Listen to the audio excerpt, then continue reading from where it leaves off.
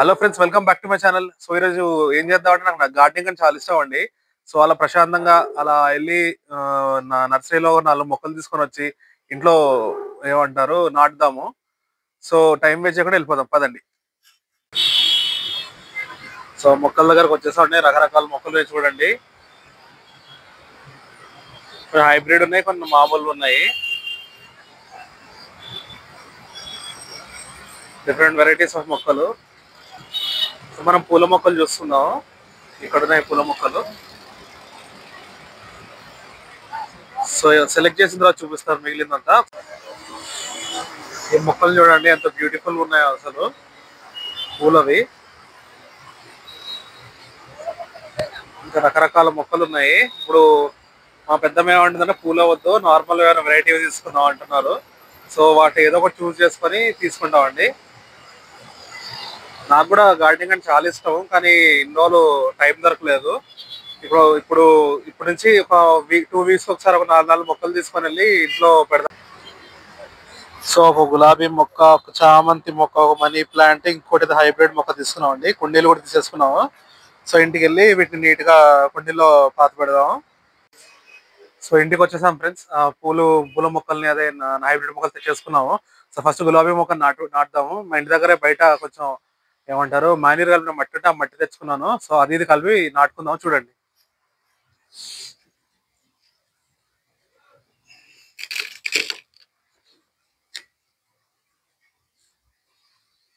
ఇంత చాలే.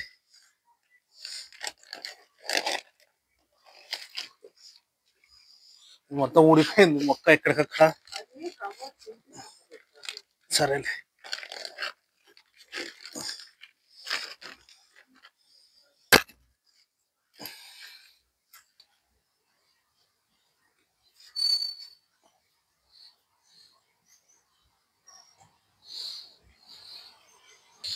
ఇంకొంచెం ఈ మాన్యూర్ మట్టి వేసుకుందాం.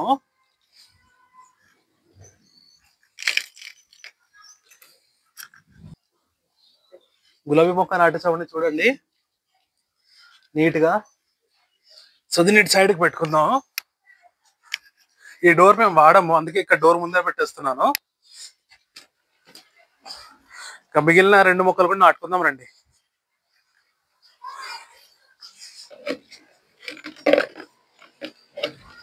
లే లే లే.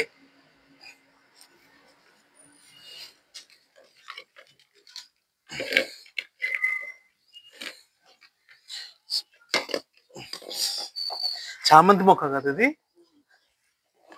చామంతి మొక్క నాటుతున్నా చూడండి.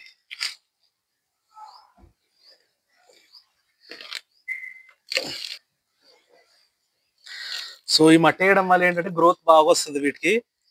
చూద్దాం మరి నాటుకుందా అంటే సరిగ్గా నాటుకునే లేదో ఒక 4-5 రోజుల తర్వాత తెలుస్తుంది. సో ఇది కూడా నాటేసాం, సైడ్కి పెట్టేసుకుందాం.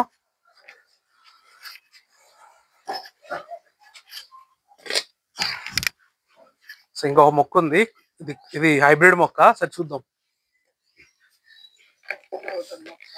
క్రోటన్ మొక్క. దీనికి ఫస్ట్ కొంచెం మట్టి వేసుకుందాం.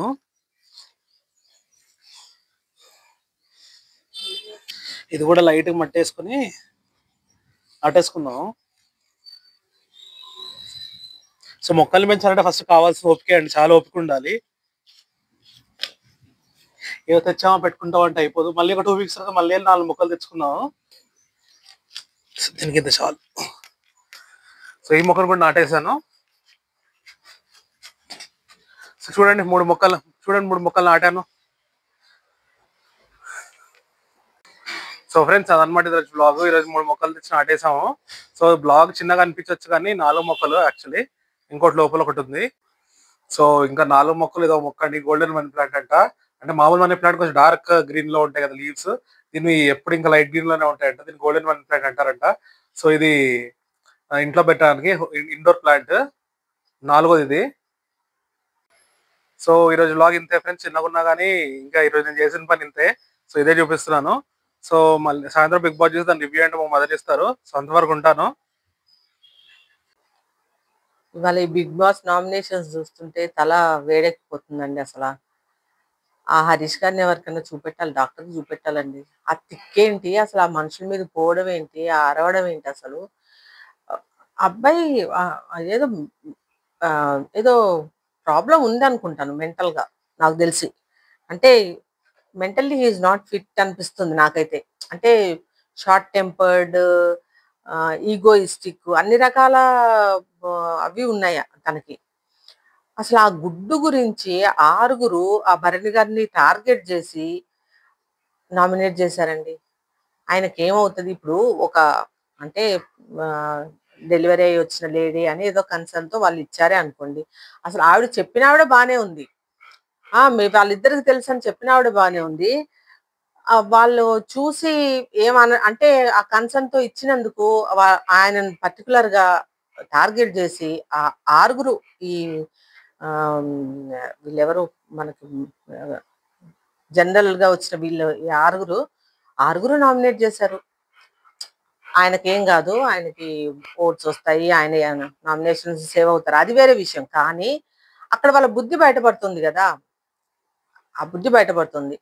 కానీ ఈ ఆరుగురు ఈ కామనర్స్ అనుకున్నాం గానండి. అబ్బబ్బబ్బబ్బా! ఏమి అంటే తెలివనాలా? దాన్ని ఓవర్ స్మార్ట్‌నెస్ అనాలా?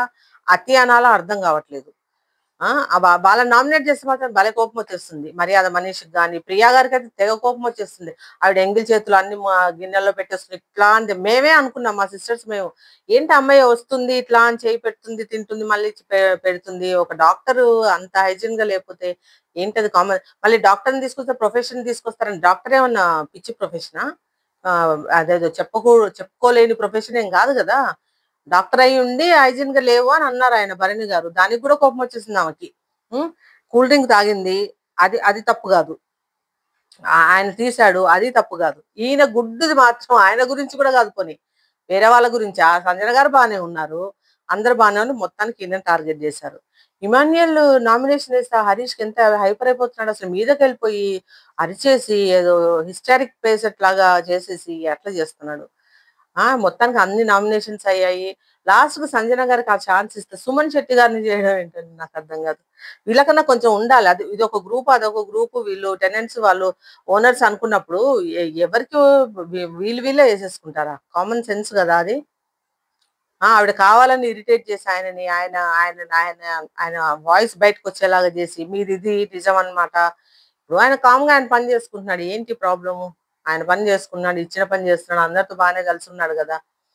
ఆయన నామినేట్ చేసావు అయిపోయింది. 8 మంది అన్నావు, 9 మంది, మనం 8 ఉన్నాము అని అనుకుంటే ఆయన అడుగుతున్నారు గదా! మీరని ఎందుకు అనుకుంటున్నారంటే తనకు తెలుసు. యాక్చువల్‌గా తను ఏం గేమ్ ఆడుతుంది, ఉంటదా లేదా అనేది. లక్కీగా సేవ్ అయింది. లక్కీగా కెప్టెన్సీ వచ్చేసింది.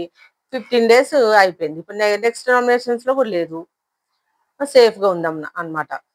ఇప్పుడు శ్రీజకి ఎవరు ఎయలేదు. రాముకి ఎవరు ఎయలేదు. రాము బాగా ఆడుతున్నాడు. జెన్యూన్‌గా ప్రాబ్లమ్ లేదు. కళ్యాణికిను, రీతుకి ఒక్కొక్కటి పడ్డాయి కాబట్టి నామినేషన్స్‌లో లేదు. ఎటొచ్చి భరణి గారు ఈయనా? ఎటొచ్చి భరణి గారు ఇగ భరణి గారికి మెయిన్‌గా 6, 7 ఓట్లు వచ్చినట్టున్నాయి హరీష్ గారు. హరీష్ గారు ఎళ్ళిపోవాలండి అసల ఆ ఇంట్లోంచి. అవసరం లేదసల అట్లాంటి అదేంటి హౌస్ హార్మోనీని నాశనం చేస్తున్నాడసల. ఆయన తినకుండా ఎవరిని ఉద్ధరిద్దామనండి నాకర్థం కావట్లేదు. మరి దాన్ని సింపతి కార్డ్ అనకపోతే ఇంకేమంటారు? తినకుండా అందరెళ్లి మాట్లాడి, పాపం ఆ పిల్లలెళ్లి మాట్లాడి తినడానికి రమ్మని వీళ్ళు బతిమలాడాలి మళ్ళీ. ఈయన చెప్తున్నాడు రేపు పొద్దున్న తినను, మధ్యాహ్నం నుంచి తింటాను. ఎవడడిగాడు ఈయనని? తినకపోతే ఎవరికి నష్టం? మొత్తానికి ఇలా జరిగింది. రేపేమైనా గేమ్స్ ఉంటాయేమో చూడాలి మనం. సంజన గారు గేమ్ అయిపోయింది. అందరితో బాగా అంటే ఆహ్, స్లోగా అందరితో బానే కలిసి ఉంటున్నారు. ఇప్పుడు ఆవిడ ఎలాగో నామినేషన్స్‌లో లేరు. సో, ఈ వీక్ అంతా మనం భరించాల్సిందే. నెక్స్ట్ ఎలా ఉంటదో, రేపు గేమ్స్ ఏమన్నా పెడతారా? మళ్ళీ కెప్టెన్సీ టాస్క్ స్టార్ట్ అవ్వాలి గదా! రేపటి నుంచి గేమ్స్ ఉంటాయనుకుంటా. ఈ 2 డేస్ ఈ నామినేషన్స్‌లో సరిపోయింది. ఎటొచ్చి భరణి గారిని సేవ్ చేయండి. ఆయన బాగా ఆడుతున్నారు యాక్చువల్‌గా. ఇప్పుడు ఆయన గ్రూప్ ఫార్మ్ చేస్తున్నాడు, ఇది చేస్తున్నాడు. ఆయన టాలెంట్ మీకు లేనట్టే గదా! ఇప్పుడు అందరూ మీరు అదేంటి ఏమనిందబ్బా ప్రియ? నాకు హ్యుమానిటీ ఉంది అని ఆయన పదే పదే చెప్తున్నారనంటే, మీరు మీరు విని విననట్టు ఊరుకోండి. దాన్ని అసలు నామినేషన్‌కి ఒక పాయింట్ ఏది అని దొరకట్లేదు వీళ్ళకి ప్రాపర్‌గా. ఏం చెప్తున్నారో వాళ్ళకి. ఫ్లోరా గారు నేను అనుకోలేదండి అట్లా అని. ఆవిడ ఏం మాట్లాడారో నేను అంత గమనించలేదు. అంటే ఆవిడ ఆవిడ అద అన్‌పార్లమెంటరీ వర్డ్స్ వాడింది అని అంటున్నారు గానీ, మరి ఆవిడ సంజన గారిని హైలైట్ చేసి, మనం సంజన గారిని తిట్టుకునేలాగా చేసింది. ఆవిడేమో మరి ఎవరి బట్టలు ముట్టుకోదంట, తీసుకెళ్ళి డస్ట్‌బిన్‌లో పడేస్తదంట. ఈసారి ఫ్లోరా గారే అనుకుంటాను నెక్స్ట్. ఇప్పుడు ఇప్పుడు మన నెక్స్ట్ నామినేషన్స్ అంటే ఫ్లోరా గారొకటి, సంజన గారిని తీయరు గాబట్టి, ప్రియా గారు ఉండొచ్చనుకుంటున్నాను నేను ఈసారి. ఇంకా మళ్ళీ ఏమో సుమన్ శెట్టి గారు. ఇంక మిగతా అందరికి బాగా బాగా ఆడుతున్నారు. బాగా ఓట్స్ ఒస్తాయి. బానే ఉంది. ఇప్పుడు నెక్స్ట్ గేమ్స్ గురించి రేపు డిస్కస్ చేసుకుందామండి. మా ఛానెల్‌ని ప్లీజ్ లైక్ చేయండి, షేర్ చేయండి, సబ్స్క్రైబ్ చేయండి. కొంచెం ఆ 10 మినిట్స్ వాచ్ చేయండి. ప్లీజ్ అండి. మీ ఫ్రెండ్స్‌కి ఎవరికన్నా చెప్తూ ఉండండి. థాంక్ యూ సో మచ్ అండి. మా కంటెంట్ నచ్చుతుందా? ఏది గూడా మాకు కొంచెం కామెంట్స్‌లో పెడితే మేము ఇంకా ఇంప్రూవ్ చేసుకోవడానికి ట్రై చేస్తాం. థాంక్ యూ సో మచ్ అండి.